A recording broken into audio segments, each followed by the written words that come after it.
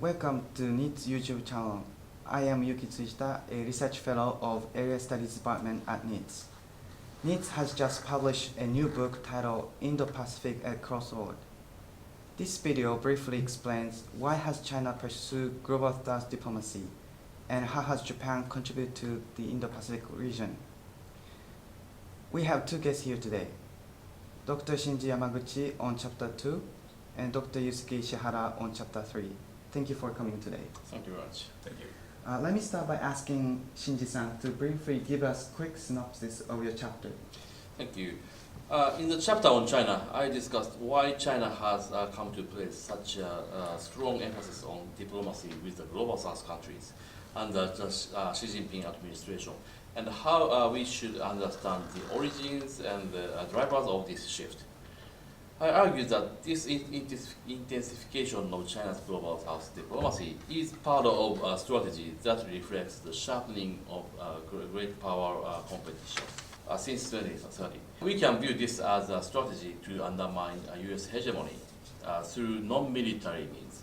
In this sense, we cannot simply say that China's diplomacy is diversifying or multiplying in the same way that other countries might be. On the other hand, by providing many developing nations with crucial alternatives to the West, China's global South diplomacy is accelerating as a trend toward pluralization in the international politics. Thank you so much. Next, Yusuke-san, please. Thank you.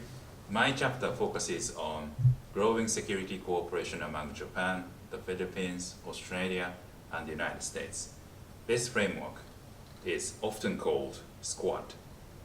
The increasing tempo of their joint and coordinated military activities in and around the Philippines, and now the regularized dialogue process among the ministers of the four countries signify the rapid development of cooperation under the Squad of species.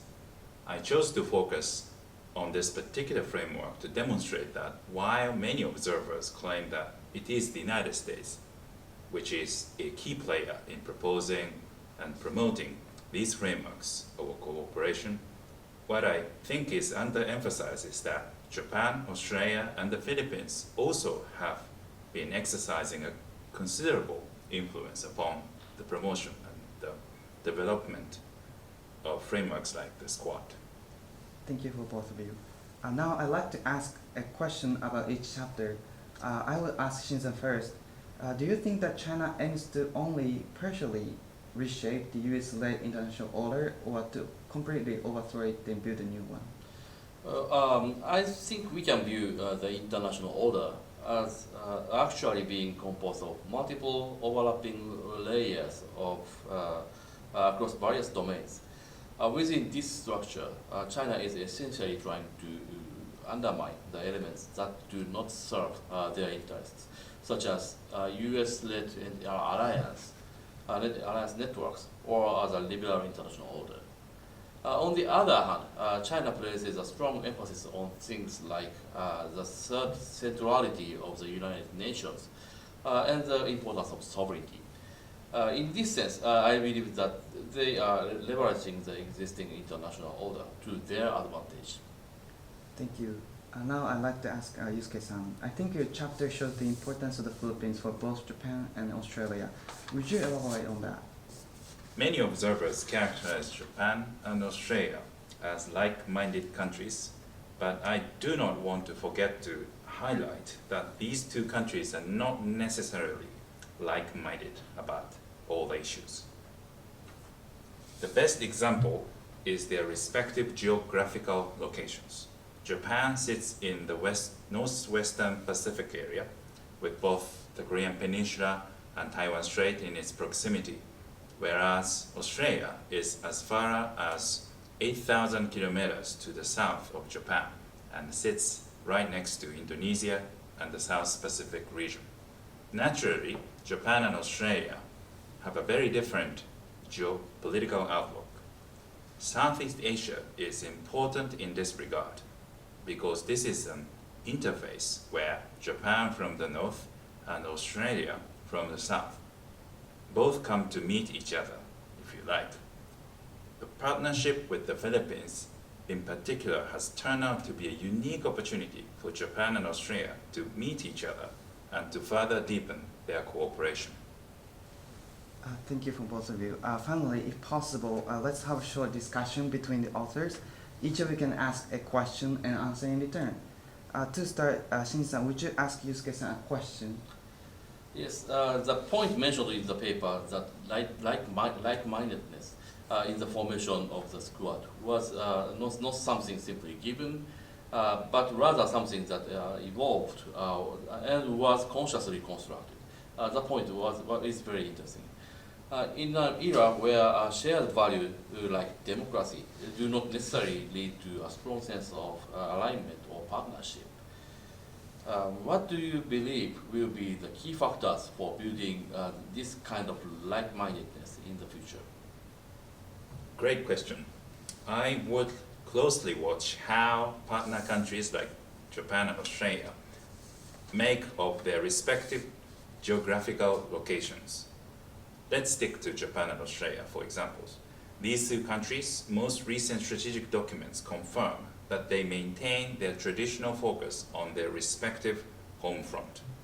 In Japan's case, the East China Sea, the Korean Peninsula, and Western Pacific, and in Australia's case, South Pacific, Indonesian archipelago, and the eastern half of the Indian Ocean. One of the key variables here in the evolution of the partner countries' like-mindedness is how they would work together to deal with the fact that the geopolitical situation of, for example, Western Pacific area could easily affect maritime routes and the sea lanes much closer to Australia and vice versa. This whole question of geographical interlinkages and delinkages among many sub-regions is crucial for not just Japan and Australia, but also for other regional countries such as South Korea, India, and Southeast Asian countries to think about the cooperation among each other. Thank you. Next from Yusuke-san to Shin-san, please. Sure. I understand that China has often experienced setbacks and impediments in promoting its relations with the so-called Global South.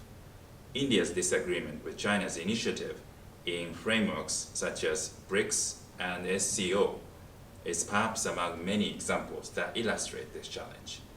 In your view, why is China's Global South strategy not easy to implement? Thank you. First, I think China is not necessarily trying to form a counter-alliance against the United States. Although groups like BRICS and the SCO certainly have strong anti-US overtones, China isn't necessarily aiming for the kind of bloc forming that we see in the traditional alliance. Second, there is the issue of the autonomy in the other nations. While other countries may occasionally join China's initiatives or China's agenda of countering the United States when it serves their own national interests, they do not always take the same stance as China. Sadly, I believe it ultimately comes down to the fact that there are limits to China's influence. Which means they are not always able to mobilize Global South countries as effectively as they might wish. Thank you for both of you. For those who would like to explore today's topics in more detail, the full PDF is available on its official website with background and supporting evidence provided in each chapter. We encourage you to take a look at Chapter 2 on China's Global South diplomacy and Chapter 3 on U.S., Japan, Australia, Philippines, or Squad. Thank you for watching.